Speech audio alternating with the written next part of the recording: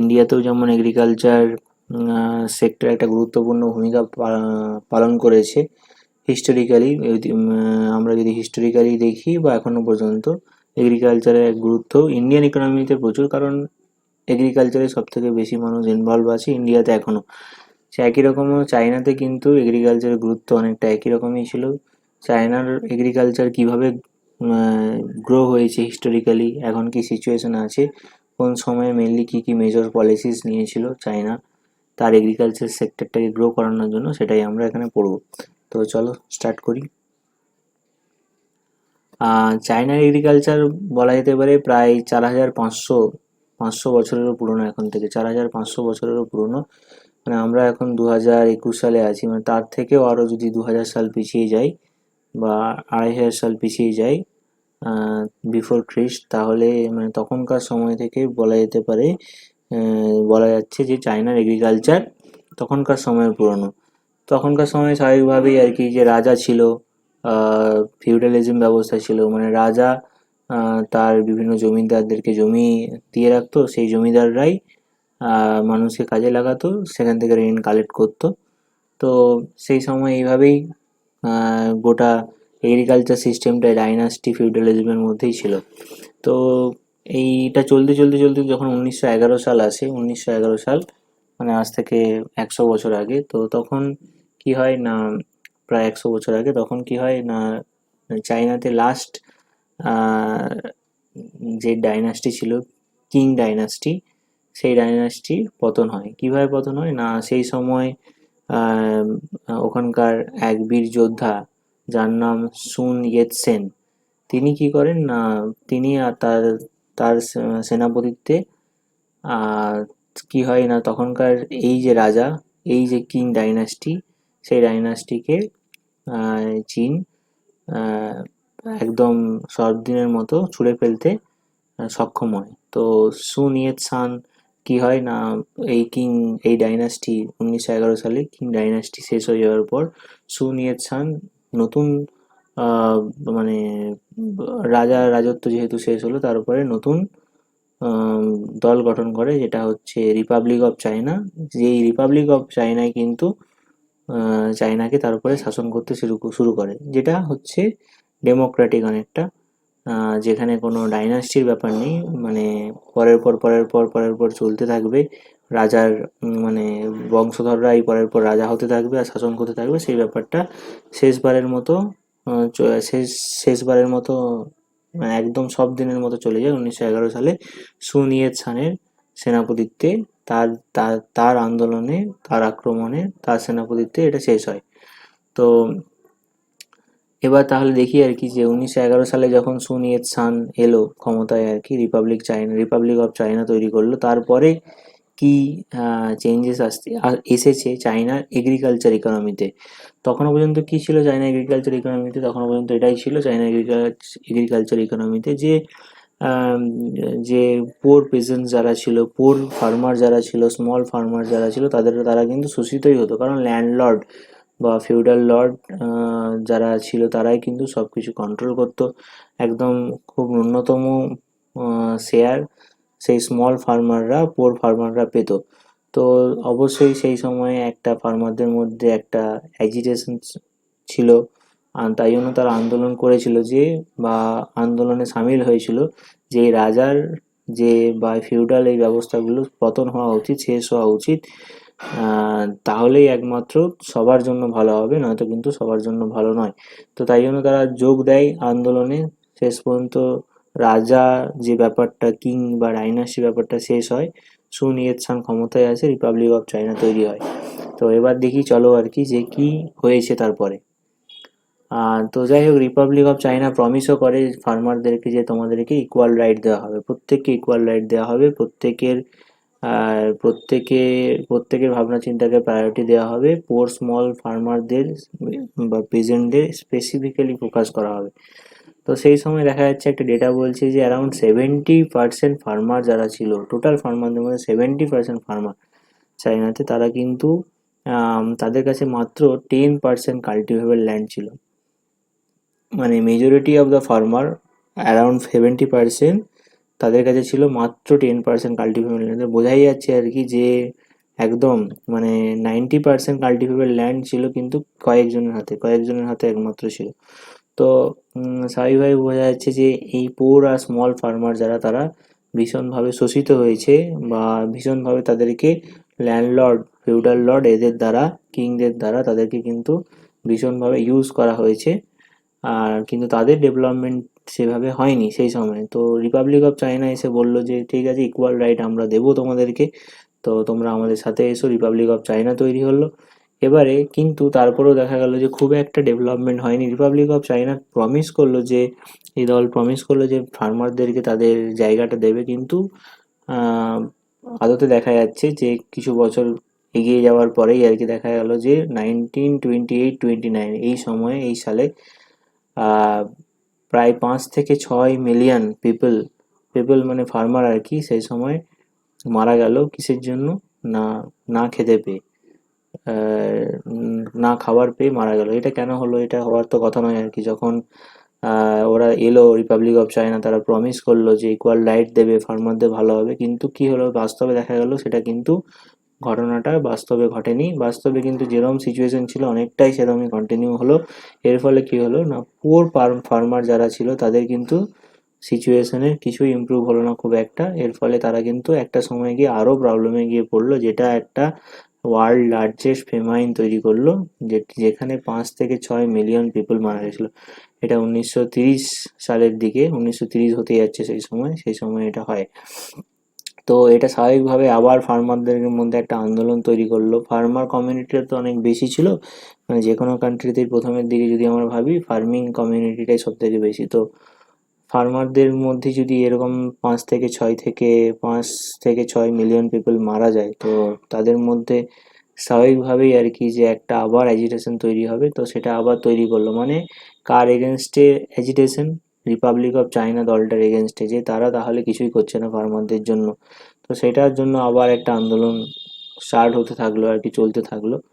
তো এরম করতে করতে করতে করতে 1949-এ, মানে যখন ভারত স্বাধীন হয়েছে, ঠিক তার 2 বছর পরেই বলা হচ্ছে 1949-এ কিন্তু people's republic of China, people's বলে কথাটা অ্যাড হলো, নতুন দল ক্ষমতায় এলো, যেখানে যেই দলটায় মাও জেদুং ছিলেন। মাও জেদুং সেই সময়ে, এই দলটা যখন ক্ষমতায় এলো, এই রিপাবলিক অফ চায়না সুন ইয়েত সেনের যে দলটাকে সরিয়ে দিয়ে আহ, এই পিপলস রিপাবলিক অফ চায়না ক্ষমতায় হলো 1949-এ। কেন না, যেহেতু ওরা যে প্রবলেমগুলো তৈরি করেছে, বা ওরা যেগুলো করতে পারেনি প্রমিস করে, বা এরকম এত বড় ফেমাইন হলো, বা এগ্রিকালচারাল সেক্টরে হয়তো সেভাবে তখন গ্রোই হয়নি, বা আরও বলতে পারি ল্যান্ড রিফর্ম হয়নি, বা পোর স্মল ফার্মারদের যে ওভারঅল ডেভেলপমেন্ট ছিল সেগুলো হয়নি। তো সেইগুলো হওয়ার জন্য নতুন আবার দল তৈরি হলো, নতুন দল ক্ষমতায় এলো রিপাবলিক অফ চায়নাকে সরিয়ে। সেই দল হলো পিপলস রিপাবলিক অফ চায়না।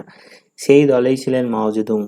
মাও জেদুং সেই সময় খুব ইয়াং পপুলার লিডার ছিল, লিড করছিল পিপলস রিপাবলিক অফ চায়নাকে। সে পরে আস্তে আস্তে আস্তে আস্তে ওখানে লিডার হিসেবে চায়নাতে পপুলার হলো। সে কি করলো, সে গোটা চায়নার মধ্যে তার কমিউনিস্ট চিন্তাধারা নতুনভাবে সবার মধ্যে প্রচার করতে সাহায্য হলো, যাতে কি হলো বিভিন্ন মানুষ অনেক বেশিভাবে অ্যাট্রাক্টেড হলো সেই কমিউনিস্টের প্রতি, যার ফলে তার দল আরও বেশি পপুলার হতে থাকলো।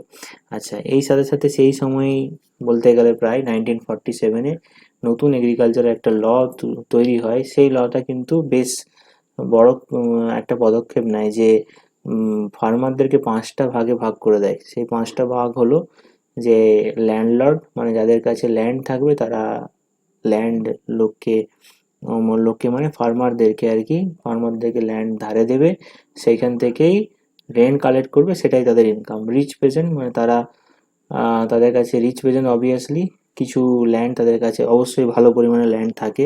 মিডল পেজেন্ট যারা ছিল তাদের কাছেও নিজের ল্যান্ড ছিল, থাকতো অল্প পরিমাণে। পোর পেজেন্ট যারা, তাদের কাছে ল্যান্ড থাকতো আর তারা অন্যের ইয়েতেও কাজ করতে যেত, অন্যের অন্যের ল্যান্ডে। আর টেনেন্ট ফার্মার যারা ছিল তাদের কাছে সেইভাবে নিজের কোনো ল্যান্ড থাকতো না, তারা অন্যের ইয়েতেই কাজ করতে যেত। তো এই এরকম ক্লাসিফিকেশন 5টা ভাগে আর কি, এই ক্লাসিফিকেশন আগে ছিল না। তো 1947-এ যে লটা পাস হলো, সেই লটাতে কিন্তু এই ক্লাসিফিকেশনটাকে স্পেসিফিক্যালি অ্যাড করে দেওয়া হলো। এই ক্লাসিফিকেশনটা হওয়ার ফলে কি হলো, যে ক্লাসিফাই করা গেল গভর্নমেন্টের পক্ষে তখন ওখানকার পিপলস রিপাবলিক অফ চায়নার পক্ষে, যে আমার এই 5টা ক্লাসে ফার্মাররা আছে, ফার্মাররা বিলং করে বা এগ্রিকালচারাল কমিউনিটিটা থাকে এই 5টা ক্লাসের মধ্যে, তাহলে সেইভাবে স্টেপস নেওয়া যেতে পারে। তো দেখা যাক তারপরে কি হয়েছে। তারপরে হচ্ছে আমরা দেখতে পারবো যে আরেকটা স্ট্যাটিস্টিক্স পাচ্ছি, সেই সময় 1949-এ, সেই সময় চায়নাতে বলা যাচ্ছে যে কাল্টিভেবল ল্যান্ড ছিল 10.2% মাত্র। মানে এটা খুবই খুবই অবাকের ব্যাপার যে এত বড় একটা দেশ, তার এত বড় এরিয়া, তার মাত্র 10% কাল্টিভেট করা যায়, এর বেশি কাল্টিভেট করা সম্ভব নয়। তো এই সময়ে আবার এই 1949 এই সময়ে আমরা সবাই জানি চায়নার পপুলেশন সব থেকে বেশি, যদিও আর কয়েক বছরের মধ্যে ইন্ডিয়া এগিয়ে যাবে, চায়নাকে ছাড়িয়ে যাবে, কিন্তু আজ মানে পুরোনো সময় যদি ভাবে আজ থেকে 100 বছর আগে চায়নার পপুলেশনটা তখনও গ্রো হচ্ছে, ইন্ডিয়ারও থেকেও বেশি গ্রো হচ্ছে। তো পপুলেশন প্রেশারটা তো সব দিন ছিলই, পপুলেশন প্রেশারের সাথে সাথে এই যে এই মাত্র কয়েক পার্সেন্ট 10% অ্যারাবেল ল্যান্ড বা কাল্টিভেবল ল্যান্ড, এটা একটা বড় মাথা ব্যথা তৈরি করেছিল চাইনিজ গভর্নমেন্টের কাছে তখন ওখানে। তো তার সাথে সাথে কি হয়েছিল, এইটা একটা বড় প্রবলেম, যে কারণ কারণ কারণ কারণ এটা যদি বেশি অ্যারাইভেল না থাকে বা কাল্টিভেবল ল্যান্ড বেশি না থাকে বা প্রোডাকশন যদি বেশি না হয়, তখন কিন্তু এটা আরেকটা অন্যরকম সমস্যা মানে ফুড ইনসিকিউরিটির সমস্যা কিন্তু অটোমেটিক্যালি দেখা দেবে। তো এটা একটা প্রবলেম তো ছিল। তার সাথে সাথে যেটা সরকার অনেক আগে থেকেই করতে চাইছিল, যে ল্যান্ড রিফর্মের দ্বারা কি করতে চাইছিল না, পুয়ার বা স্মল পেজেন্ট যেটা প্রমিস করেছিল ওদের ভালো হবে, ভালো করা হবে, তো পুয়ার স্মল পেজেন্টদেরকে ল্যান্ড দিয়ে দেওয়া। কি ল্যান্ড না, ল্যান্ডলর্ড যারা আছে তাদের কাছে তো অনেক ল্যান্ড, তারা এক্সট্রা যে ল্যান্ড আছে সেই এক্সট্রা ল্যান্ডকে দিয়ে দেওয়া, ডিস্ট্রিবিউট করে দেওয়া। সেইটার উপর জোর দেওয়া হলো, মানে ল্যান্ড রিফর্ম করা হলো সেই সময়। ওই গভর্নমেন্ট মাওজেদুংয়ের গভর্নমেন্ট এসে ল্যান্ড রিফর্ম করতে অ্যাবেল মানে পারলো ওরা। তো তারা কি করলো না, ল্যান্ডলর্ডদের কাছ থেকে 46.6 মিলিয়ন হেক্টর ল্যান্ড নিয়ে 300 মিলিয়ন পোর অ্যান্ড ল্যান্ডলেস পেজেন্টদের কাছে কিন্তু এই ল্যান্ডটা দিয়ে দিল। মানে পোর ল্যান্ডলেস ফার্মার যারা ছিল তাদের কাছে তো মেনলি ল্যান্ড ছিল না, এরকম 30 কোটি প্রায় বা 300 মিলিয়ন পোর ল্যান্ডলেস ফার্মার যারা ছিল তাদেরকে কিন্তু ল্যান্ডটা দিয়ে দিয়েছিল। এটা একটা হিউজ ল্যান্ড রিফর্ম যেটা চায়না করতে পেরেছিল সেই সময়। আমাদের দেশেও হয়েছে ল্যান্ড রিফর্ম, ওদের দেশেও সিমিলারলি ল্যান্ড রিফর্ম হয়েছে। তো এটা একটা হিউজ ল্যান্ড রিফর্ম। তার ফলে কি হয় না, এই 30 কোটি মানুষের কাছে প্রচুর পরিমাণে ল্যান্ড চলে এলো যাদের কাছে ল্যান্ড ছিলই না। তো এর ফলে কি হবে, অটোমেটিক্যালি কিন্তু ওই ফার্মারদের ওভারঅল ডেভেলপমেন্টে হতে সাহায্য করবে। আচ্ছা, তার সাথে সাথে সেই সময় দেখা গেল যে চায়নার ইকোনমি তিনটে ভাগে ভাগ হয়ে গেছে। ভাগ ঠিক নয়, মানে তিন ধরনের জিনিস দেখা যাচ্ছে। একটা পার্ট হচ্ছে স্টেট রান ইকোনমি, মানে গভর্নমেন্ট সব কিছু কন্ট্রোল করছে। আরেকটা হচ্ছে ইন্ডিভিজুয়াল ইকোনমি, মানে ইন্ডিভিজুয়াল হাউসহোল্ড বা ইন্ডিভিজুয়াল লোকরা কন্ট্রোল করছে। আরেকটা হচ্ছে ক্যাপিটালিস্ট ইকোনমি, মানে ক্যাপিটালিস্ট ইকোনমি মানে পুঁজিবাদী চিন্তা ভাবনা দ্বারা সে এগিয়ে যাওয়ার মতো কিছু গ্রুপ হয়েছে, সেইভাবে এগিয়ে যাচ্ছে তারা। একটা যে গভর্নমেন্ট সাইড, একটা ইন্ডিভিজুয়াল, একটা কালেকটিভলি নয়, ক্যাপিটালিস্ট আইডিওলজি নিয়ে এগোচ্ছে, এরকম ধরনের গ্রুপ। তো তিনটে গ্রুপে সেই সময় দেখা যায়, তিনটে গ্রুপ ডেভেলপ হতে থাকে। তো এই তিনটে গ্রুপের মধ্যে সমস্যা দেখা যায় যে এটাই আর কি, যে ইন্ডিভিজুয়াল যারা ইন্ডিভিজুয়ালে এগোচ্ছিল, এই যে যেটা বলছিলাম যে ইন্ডিভিজুয়াল ইকোনমি, তাদের মধ্যে দেখা গেল যে যারা ইন্ডিভিজুয়ালি এগোচ্ছে তাদের মধ্যে ইনএফিসিয়েন্সি তৈরি হচ্ছে। ইনএফিসিয়েন্সি মানে নিজে একা প্রোডাকশন করতে চাইছে যখন, ল্যান্ড পেলেও বা ল্যান্ড থাকলেও তাদের এফিসিয়েন্সিটা অনেক বেশি হচ্ছে না। মানে যারা মানে ইন্ডিভিজুয়ালি করতে চাইছে তাদের যে এফিসিয়েন্সি, তাদের ক্ষমতা, তার থেকে অনেক বেশি ক্ষমতা দেখা যাচ্ছে যারা গ্রুপে করছে বা একসাথে করছে যারা। তো এর ফলে কি হলো, যে সরকার চেষ্টা চাইলো যে যদি এদেরকে কোনোভাবে একসাথে না আনা যায় তাহলে ভালো হয়। একসাথে আনলে তাদের এফিসিয়েন্সি একসাথে এনে যদি বাড়ানো যায়, মানে এফিসিয়েন্সি বাড়ানো মেনলি টার্গেট ছিল। তার জন্য কি হলো, যে কালেকটিভ ফার্মিং এর উপর জোর দেওয়া হলো। কালেকটিভ ফার্মিং করার জন্য তাদেরকে মোটিভেট করা হলো। সেটাও কিন্তু 4টে স্টেজে করা হয়েছে। এই যে 4টে স্টেজ এখানে দেওয়া আছে, 1 2 3 4, 4টে স্টেজের মধ্যে ফার্স্ট স্টেজ হচ্ছে একটা টিম তৈরি করা। টিমটাকে আস্তে আস্তে, তারপরে সেকেন্ড স্টেজে বলছি টিমটাকে একটু বাড়ানো। মানে ফার্স্ট স্টেজে 6 থেকে 10 জনের একটা টিম তৈরি করা। সেই টিম কাদের নিয়ে হাউস হোল্ড এগ্রিকালচার চাষ করে সেই ওই হাউস হোল্ডদেরকে নিয়ে নিয়ে টিম মানে 6 থেকে 10টা বাড়িকে একসাথে নিয়ে টিম তৈরি করা, সেই টিমকে তারপরে স্টেজে আরেকটু বাড়ানো, থার্ড স্টেজে আরেকটু বাড়ানো আর কি, ফোর্থ স্টেজে আরও বেশি বাড়ানো, তাদের হাতে আরও বেশি পাওয়ার দেওয়া। তো যেটাকে বলছি পিপলস কমিউন। পিপলস কমিউন খুবই পপুলার একটা পপুলার জিনিস, যেটা হচ্ছে কালেকটিভাইজেশন বা কোঅপারেটিভনেসটাকে কিন্তু তুলে ধরে। এটা কেন তৈরি করা হয়েছিল? এটা তৈরি করা হয়েছিল যাতে overall growth, overall productivity increase করে, ওভারঅল গ্রোথ হয়, ওভারঅল এফিসিয়েন্সি ইনক্রিজ করে, স্কেল এফিসিয়েন্সিকে পাওয়া যায় বা রিচ করা যায়। তো এই জন্যে কিন্তু এই 4টে স্টেজের উপর ফোকাস করা হয়েছিল, আর এইভাবে কিন্তু এগিয়ে গিয়ে চায়না কিন্তু ভালো ফল পেতে পেরেছিল বা ভালো রেজাল্ট পেয়েছিল এই 4টে স্টেপে গিয়ে। এটার কিন্তু মেন উদ্দেশ্য এটাই যে কোঅপারেটিভ সেন্স আনা আর কি ফার্মিংয়ের মধ্যে, যাতে ওভারঅল ডেভেলপমেন্ট হয়। তো সেই সময় দেখা গেল যে এটা করে আস্তে আস্তে আস্তে আস্তে 96% মানে অ্যারাউন্ড 100% ফার্মারদের মধ্যে আর কি, এগ্রিকালচার হাউস হোল্ডদের মধ্যে কিন্তু এই কোঅপারেটিভ জিনিসটাকে নিয়ে আসা গেছিলো। মানে অ্যারাউন্ড 100% ফার্মারদের কাছে এই কোঅপারেটিভ জিনিসটা কিন্তু নিয়ে আসা গেছিলো। সেটা কিন্তু 1956-এ, মানে মাও জেদুং আসার প্রায় অ্যাপ্রক্স 10 বছরের মধ্যে সেটা কিন্তু করা গেল। তাহলে এটা একটা বড় অ্যাচিভমেন্ট অবশ্যই, মানে যেটা ফার্মারদের যে প্রবলেমটা ছিল সেটাকে মানে টু সাম এক্সটেন্ট নয়, লার্জলি এটাকে সলভ করা গেল। একদিক থেকে তো ল্যান্ড রিফর্ম করা হলো, প্রচুর জন ল্যান্ড পেয়ে গেল 30 কোটি ফার্মাররা। আবার আরেক দিক থেকে যে তাদের প্রোডাক্টিভিটি বাড়ানোর জন্য গভর্নমেন্ট এরকম স্টেপ নিল, মানে কালেকটিভ ফার্মিংয়ের দিকে এগিয়ে গেল বা কোঅপারেটিভ ফার্মিংয়ের দিকে এগিয়ে গেল। তো 10 বছরের মধ্যে এই মেজর দুটো স্টেপস নেওয়া হলো, যেটা ফার্মিংয়ের স্ট্রাকচারকে পুরোপুরি বদলে দিল। তো এর সাথে সাথে আরেকটা জিনিসও দেখা যাচ্ছে যে সেই সময় হ্যান্ডিক্রাফটসম্যান, মানে হ্যান্ডিক্রাফটসম্যান বলতে হ্যান্ডিক্রাফট যে ইন্ডাস্ট্রিগুলো ছিল বা রুরাল ইন্ডাস্ট্রি ছিল, স্মল ইন্ডাস্ট্রি ছিল, সেই ইন্ডাস্ট্রিগুলোকেও কিন্তু একইভাবে কোঅপারেটিভের মধ্যে নিয়ে চলে আসা হলো। যেটা হচ্ছে, সেটাও কিন্তু 92% অ্যারাউন্ড, মানে অ্যারাউন্ড 100% এগ্রিকালচারাল হাউস হোল্ডকে, আবার হ্যান্ডিক্রাফটসম্যানকে, তাদেরকে কিন্তু সবাইকে জয়েন্টলি প্রডিউস করতে বলা হলো, বা হ্যান্ডিক্রাফটসম্যানদের হ্যাঁ বা জয়েন্টলি বা কোঅপারেটিভলি প্রডিউস করতে বলা হলো। আর এর ফলে কি হলো যে ইন্ডিভিজুয়াল ইকোনমি আমরা যেটা বলছিলাম, সেই ইন্ডিভিজুয়াল ইকোনমি, একটা বলছিলাম স্টেট রান ইকোনমি, আর সেকেন্ড বলছিলাম ইন্ডিভিজুয়াল ইকোনমি। ইন্ডিভিজুয়াল ইকোনমিটাকে কিন্তু ভীষণভাবে চেঞ্জ করতে পারা গেলো, এই সেন্সে তাদেরকে অনেক বেশি এফিসিয়েন্ট বানিয়ে দেওয়া গেলো। তারা আগে প্রডিউস করতো ইন্ডিভিজুয়ালি, এখন তারা জয়েন্টলি করছে, কোঅপারেটিভলি করছে, তাদের কিন্তু ওভারঅল এফিসিয়েন্সি বেড়ে গেল। আচ্ছা, তার সাথে সাথে লাস্ট বলেছিলাম এটা হচ্ছে ক্যাপিটালিস্ট ইকোনমি, মানে পুঁজিবাদী চিন্তাভাবনা নিয়ে যারা এগোচ্ছিল। তো সেই ধরনের আইডিওলজিটা কিন্তু স্টেট রান ইকোনমি চায় না, সেটার এগেনস্টে ছিল।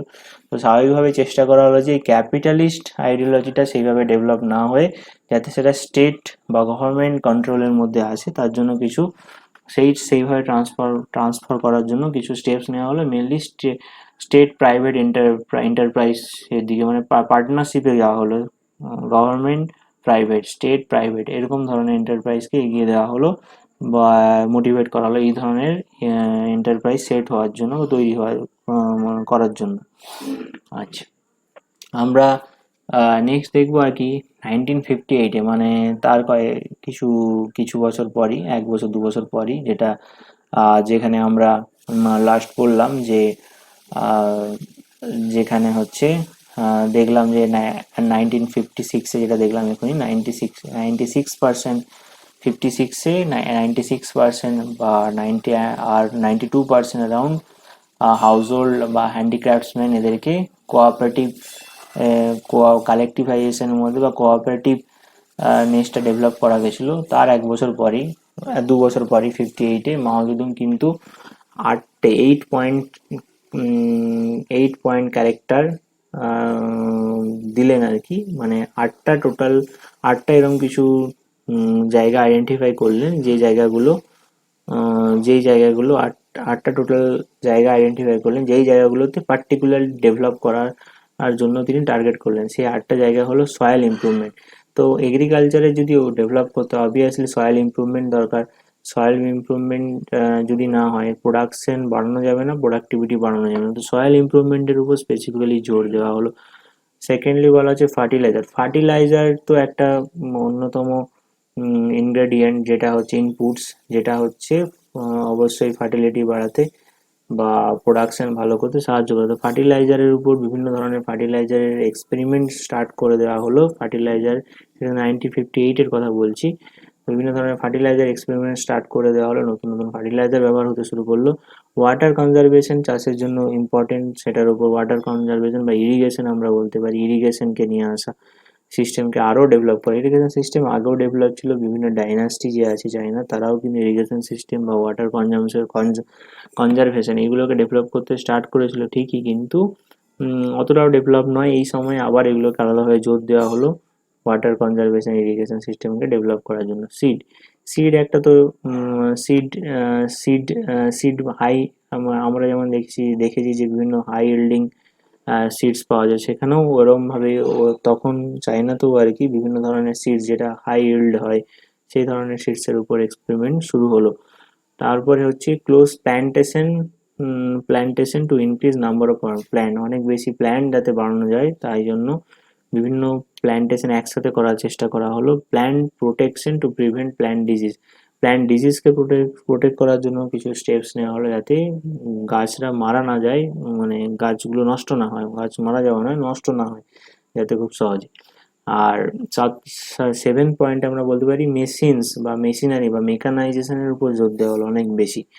আর আটে আমরা বলতে পারি যে ফিল্ড ম্যানেজমেন্ট তো যাতে ঠিকঠাক হয়, ম্যানেজমেন্টের দিকেও জোর দেওয়া হয়। তো এই আটটা পয়েন্ট স্পেসিফিক্যালি 8 পয়েন্ট কিন্তু মাও জেদুং দিয়েছিলেন, বলেছিলেন, আর এই 8 পয়েন্টের উপর কাজ শুরু হয়েছিল। Soil, fertiliser, water, seed, close plantations, disease control, mechanisation and field management, এই যে পয়েন্টগুলোর উপর কাজ করে আলাদাভাবে সেপারেটলি কিন্তু কাজ করা শুরু হলো, যাতে এগ্রিকালচার সেক্টরটাকে ডেভেলপ করা যায়।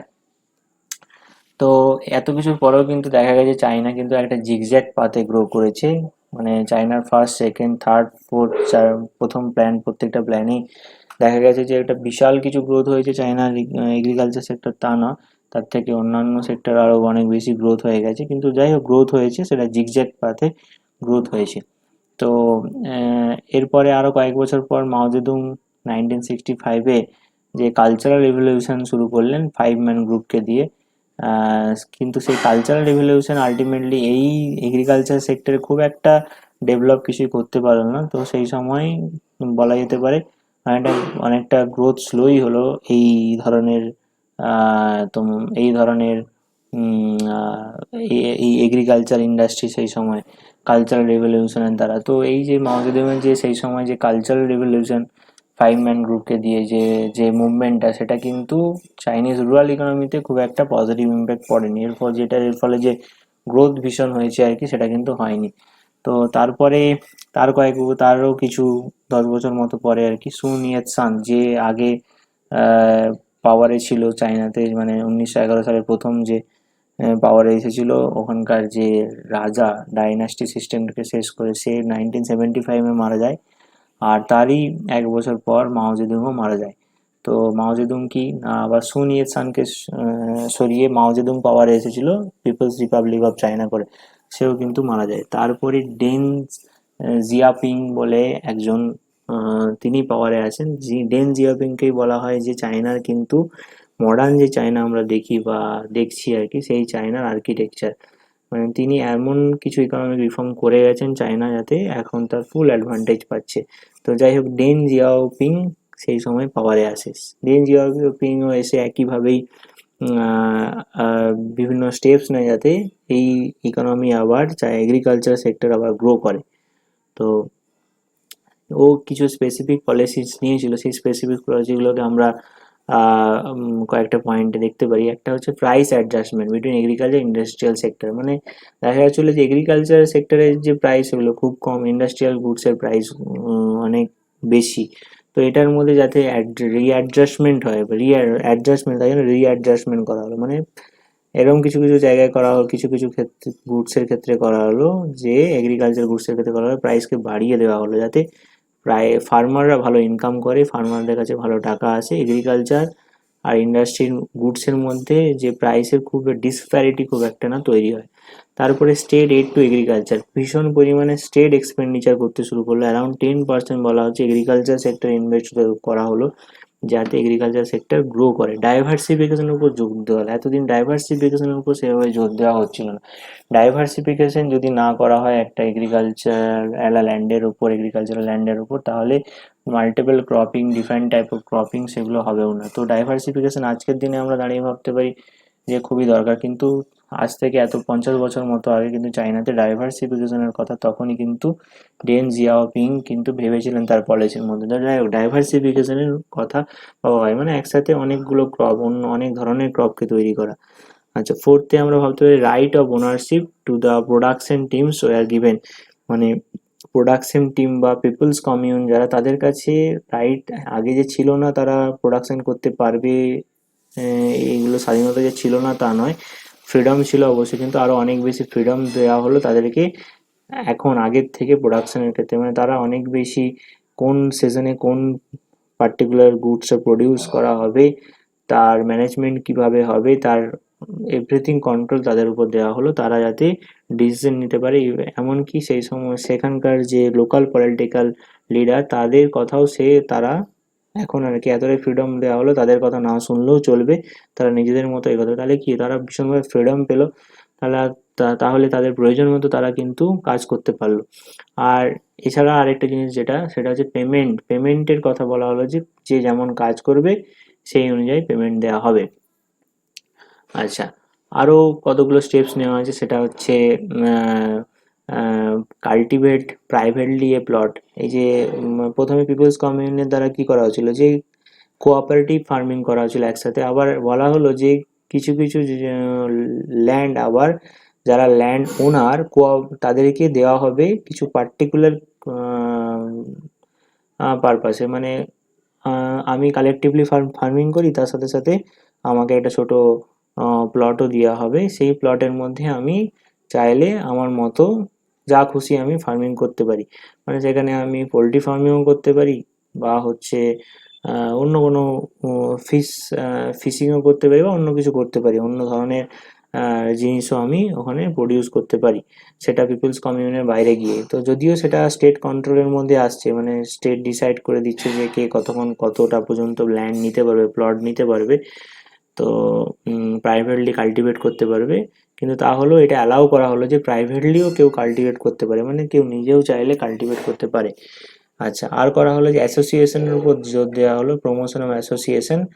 আর তার সাথে সাথে ওয়ার্ক কন্ট্রাক্ট আর আউটপুট কন্ট্রাক্টের উপরও জোর দেওয়া হলো, মানে কন্ট্রাক্টিং এর দিকে আসা হলো অনেক বেশি, যাতে আরো বেশি ট্রান্সপারেন্সি আসে। তো ওয়ার্কিং কন্ট্রাক্ট, আউটপুট কন্ট্রাক্টে নিয়ে আসা, যে এতটা প্রডিউস করবে, এতক্ষণ কাজ করবে, ওয়ার্ক কন্ট্রাক্ট, আউটপুট কন্ট্রাক্টটাকেও কিন্তু সেই সময় চলে। এই কিছু মেজর্স পলিসিস যেটা মাও জেদুং মারা যাওয়ার পর যে নিউ ইকোনমিক রিফর্ম যে করা হয়েছিল, তার মধ্যে এই কিছু পলিসিস খুবই গুরুত্বপূর্ণ, এই ওরিয়েন্টেড পলিসি খুবই গুরুত্বপূর্ণ, যেটা চায়না এগ্রিকালচারকে এগিয়ে নিয়ে যেতে সাহায্য করেছে। Thank you.